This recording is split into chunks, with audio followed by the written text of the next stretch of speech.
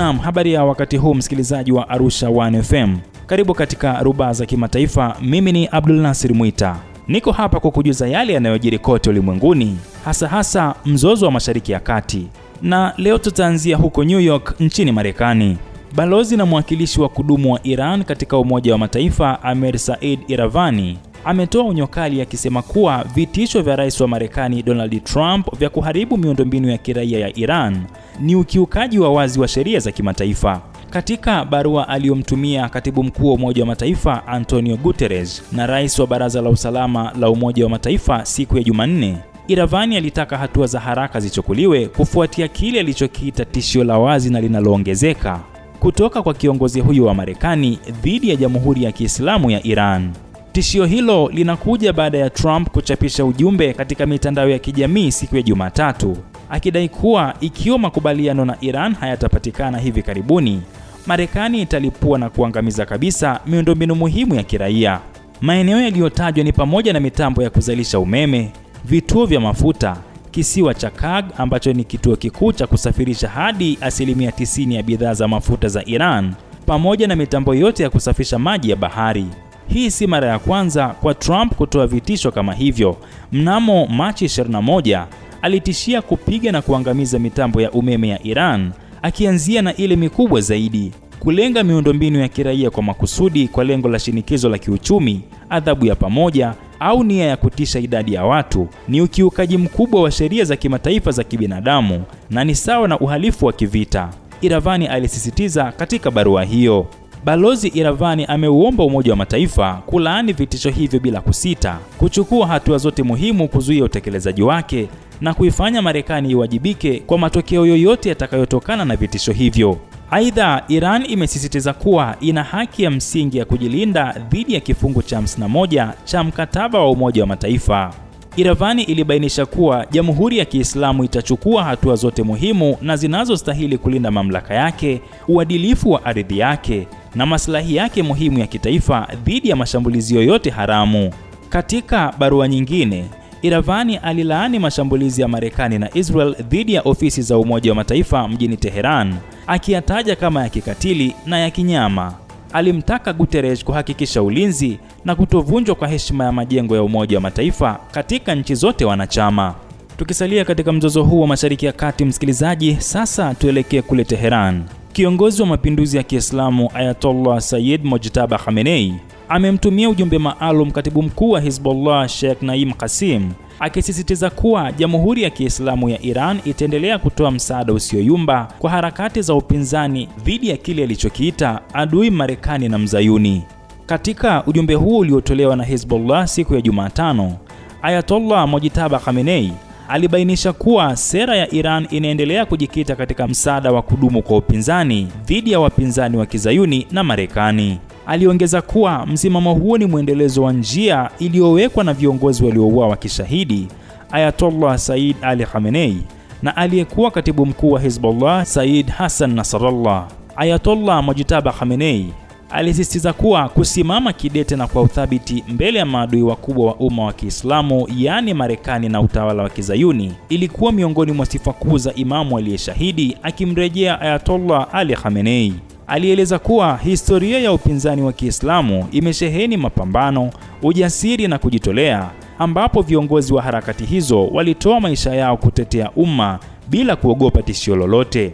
Katika ujumbe wake aliwataja mashahidi mashuhuri kama Jenerali Qasim Soleimani, aliyekuwa kamanda mkuu wa Iran katika mapambano dhidi ya ugaidi, na Sayyid Hashim Safieddin, aliyekuwa mkuu wa baraza la utendaji la Hezbollah, kama mifano halisi ya njia hiyo ya uthabiti. Kiongozi huyo pia alielezea shukrani zake kwa Sheikh Qasim kama salamu za rambirambi na huruma kufuatia kuwa wakishahidi kwa kiongozi wa mapinduzi ya Kiislamu. Alitambua pia hisia za upendo na uaminifu zilizoelezwa na wapiganaji wa Hezbollah kuelekea Jamhuri ya Kiislamu. Ayatollah Mojtaba Khamenei aliandika kuwa katibu mkuu wa sasa wa Hezbollah katika wakati huu nyeti wa historia ya upinzani ana jukumu kubwa la kuongoza harakati hizo. Alieleza kuwa Iran ina imani na hekima, akili na ujasiri wa Sheikh Qasim katika kuzima njama za adui wa Kizayuni, kuleta anguko lake na kurejesha heshima na ustawi kwa watu wa Lebanon. Ujumbe huu unakuja wakati kukiwa na mvutano unaoendelea katika eneo la Mashariki ya Kati, huku Iran ikisisitiza msimamo wake wa kimkakati wa kuunga mkono washirika wake katika kile inachokiita mhimili wa upinzani. Na msikilizaji, vile tuna taarifa kutoka kule Sanaa nchini Yemen, ambapo jeshi la Yemen limetangaza kutekeleza awamu ya 3 ya mashambulizi dhidi ya maeneo nyeti ya Israel katika ardhi zinazokaliwa kwa mabavu, likisisitiza kuongezeka kwa ushiriki wake katika kile ilichokiita vita vitakatifu vya jihadi. Katika taarifa iliyotolewa siku ya Jumatano, msemaji wa jeshi la Yemen alibainisha kuwa operesheni hiyo ilitekelezwa kwa kutumia msururu wa makombora ya balistiki yaliyolenga maeneo muhimu ya adui kusini mwa Palestina inayokaliwa kwa mabavu. Taarifa hiyo iliongeza kuwa shambulio hilo lilifanyika kwa ushirikiano na majeshi ya Iran pamoja na wanamgambo wa Hezbollah na kufanikiwa kufikia malengo yaliyokusudiwa. Jeshi la Yemen limesisitiza kuwa kuendelea kwa uchokozi, uhalifu na mashambulizi ya adui dhidi ya Lebanon, Iran, Iraq na Palestina kutasababisha Yemen kuongeza kasi ya mashambulizi yake katika kipindi kijacho. Hatua hizi zitaendelea hadi pale uchokozi utakapokoma na mzingiro utakapoondolewa, ilisema taarifa hiyo. Yemen ilitangaza rasmi kujiunga na vita dhidi ya Marekani na Israel siku ya Jumamosi iliyopita, ikiwa ni hatua ya kuunga mkono Jamhuri ya Kiislamu ya Iran na mhimili wa upinzani katika maeneo ya Lebanon, Iraq na Palestina. Tangu wakati huo, imekuwa ikitekeleza operesheni za kijeshi kwa kutumia makombora ya balistiki yakilenga kambi na maeneo nyeti ya kijeshi ya Israel. Hatua ya Yemen kujiunga kikamilifu katika mapambano haya inaashiria kupanuka kwa uwanja wa vita katika eneo hilo, huku kukiwa na hofu ya kuongezeka kwa machafuko zaidi ikiwa suluhu ya kudumu haitapatikana. Na sasa tuelekee huko barani Ulaya. Mataifa makubwa ya Ulaya yakiongozwa na Ufaransa, Italia na Uhispania yameanza kuweka vizingiti dhidi ya operesheni za kijeshi za Marekani na Israel nchini Iran, hatua inayozidisha mpasuko ndani ya muungano wa NATO, huku kukiwa na hofu ya kuongezeka kwa vita hivyo vilivyodumu kwa mwezi mmoja sasa.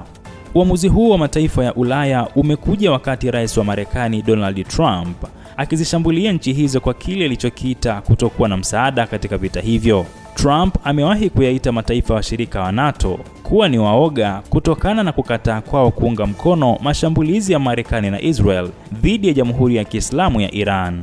Katika hatua ya kihistoria tangu kuanza kwa mgogoro huo mnamo Februari 28, Ufaransa imezuia ndege zilizobeba shehena za kijeshi kuelekea Israel kupitia katika anga lake. Rais Trump alielezea hasira yake kupitia mtandao wa Truth Social, akisema Ufaransa imekuwa haisaidii kabisa.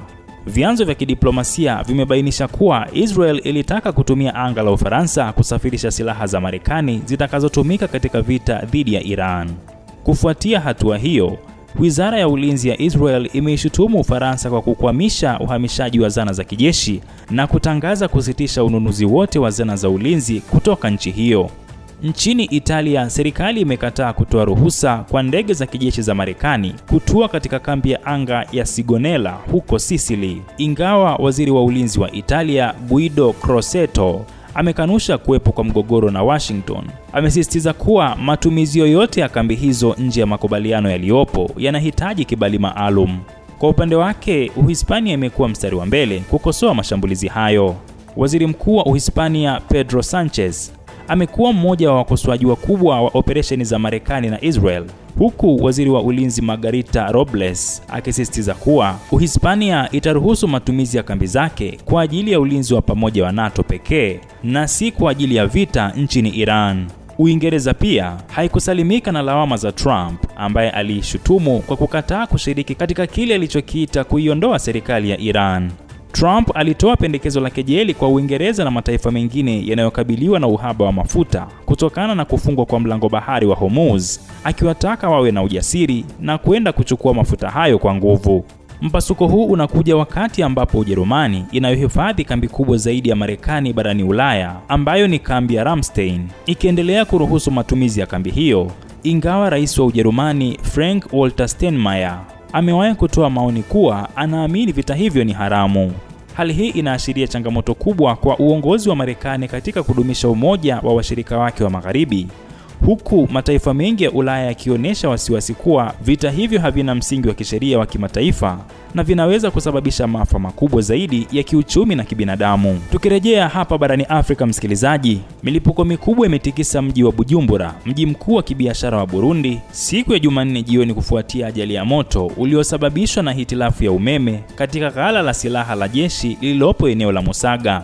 Tukio hilo limesababisha taharuki kubwa miongoni mwa wakazi wa maeneo ya kusini mwa mji huo, huku familia nyingi zikilazimika kukimbia makazi yao baada ya vipande vya milipuko na makombora kutua katika maeneo ya makazi ya watu. Milipuko hiyo iliendelea kwa saa kadhaa ikisikika katika vitongoji mbalimbali na kuibua hofu ya shambulio la kijeshi. Msemaji wa Jeshi la Ulinzi la Taifa la Burundi, FDNB, Brigedia Jenerali Gaspard Baratuza amethibitisha kuwa chanzo cha milipuko hiyo ni ajali mbaya ya umeme katika ghala la silaha la jeshi lililopo Musaga. Jenerali Baratuza amewahimiza wananchi kuwa watulivu na kuepuka maeneo yaliyoathiriwa wakati mamlaka husika zikiendelea kudhibiti hali hiyo. Wizara ya Mambo ya Ndani na Usalama wa Umma pia imetoa wito kwa wakazi wa Bujumbura kubaki watulivu, huku ikisisitiza kuwa hali hiyo inafuatiliwa kwa ukaribu. Licha ya wito wa utulivu, hali ya machafuko ilitawala katikati ya mji na maeneo ya jirani. Mashuhuda wameeleza kuona vitu vikianguka kutoka angani na kulipuka karibu na nyumba zao, jambo lililosababisha watu kukimbia kwa miguu, huku magari ya polisi yakionekana kuzunguka kwa kasi. Tuliona kitu kikianguka na kulipuka si mbali na nyumba yetu. Watu walikimbia mara moja, alisema mkazi mmoja wa Musaga. Baba mmoja kutoka eneo la Kanyosha alieleza kuwa alikuta watoto wake na mfanyakazi wa ndani wamekimbilia mji wa Ruziba, umbali mrefu kusini mwa mji huo, kwa hofu ya usalama wao. Balozi mbalimbali mjini Bujumbura zimewashauri wafanyakazi wao kuepuka safari zisizo za lazima na kubaki waangalifu kutokana na hali hiyo ya kutatanisha. Hadi wakati wa maandalizi ya taarifa hii, hakuna idadi rasmi ya vifo au majeruhi iliyotolewa na serikali, ingawa ripoti za awali zinaonyesha uharibifu wa mali katika maeneo ya makazi yaliyopigwa na vipande vya milipuko. Baadhi ya taarifa katika mitandao ya kijamii zimeashiria uwezekano wa kuwepo kwa majeruhi miongoni mwa wanajeshi, lakini taarifa hizo bado hazijathibitishwa. Tukio hili limeibua kumbukumbu za matukio ya nyuma ya milipuko katika maghala ya silaha barani Afrika, likisisitiza umuhimu wa usalama katika uhifadhi wa zana za kijeshi karibu na maeneo ya makazi ya watu. Na kwa kuhitimisha rubaa za kimataifa, tuangazie taarifa kutoka huko nchini Sudan. Shirika la kimataifa la misaada ya kibinadamu la Madaktari Wasio na Mipaka MSF limetoa ripoti ya kushtua inayofichua kuwa dhuluma za kingono dhidi ya wanawake na wasichana zinatumiwa kama silaha ya makusudi katika vita vinavyoendelea nchini Sudan. Katika ripoti yake iliyotolewa jana, shirika hilo limeeleza kuwa limeandikisha matukio mengi ya wanawake kubakwa kwa makundi, hasa katika majimbo ya Darfur Kusini na Darfur Kaskazini. Maeneo haya yamekuwa uwanja mkuu wa mapambano kati ya jeshi la serikali na wanamgambo wa Rapid Support Forces RSF. Kulingana na takwimu zilizotolewa na MSF, takribani wanawake 3400 walipokea matibabu katika vituo vya shirika hilo kutokana na dhuluma za kingono katika kipindi cha kati ya Januari 2024 na Novemba 2025. Idadi hii inaakisi ukubwa wa janga hilo ambalo limekuwa likiwaandama raia wasio na hatia tangu kuanza kwa mgogoro huo. Dhuluma hizi si matukio ya bahati mbaya, bali ni sehemu ya mkakati wa kutisha unaotumiwa na pande zinazopigana, ilieleza sehemu ya ripoti hiyo. MSF imesisitiza kuwa hali ya usalama kwa wanawake nchini Sudan imezidi kudorora, huku huduma za afya na msaada wa kisaikolojia zikiwa hazitoshelezi mahitaji makubwa yaliyopo. Tukio hili limeibua hisia kali miongoni mwa wafuatiliaji wa masuala ya Sudan, huku wengi wakitoa wito kwa jumuiya ya kimataifa kuingilia kati na kukomesha ukatili huo. Wadau mbalimbali wameeleza hofu yao kuwa ikiwa amani haitarejea hivi karibuni, vizazi vijavyo vitabaki na makovu makubwa ya kisaikolojia na kijamii. Ni jambo la kusikitisha kuona watoto na akina mama wakiwa waathirika wakuu wa vita hivi. Dunia inapaswa kuungana na kuhakikisha kuwa wahusika wa ukatili huu wanachukuliwa hatua kali za kisheria, alisema mmoja wa wachambuzi wa masuala ya amani katika eneo la Afrika Mashariki. Mgogoro wa Sudan ambao sasa umeingia katika hatua mbaya zaidi, umeendelea kusababisha vifo, uharibifu wa mali na mamilioni ya watu kulazimika kukimbia makazi yao, huku ripoti ya MSF ikiongeza uzito wa hitaji la dharura la suluhu ya kudumu ya kisiasa. Na msikilizaji, kwa hayo na mengine mengi, hakikisha umetufollow kwenye mitandao ya kijamii ikiwa ni pamoja na Instagram, Facebook, X pamoja na TikTok. Tunapatikana kama Arusha One FM TZ, lakini pia hakikisha umesubscribe kwenye chaneli yetu ya YouTube inayofahamika kwa jina la Arusha One Radio. Mimi ni Abdul Nasir Mwita, nikutakie jioni njema.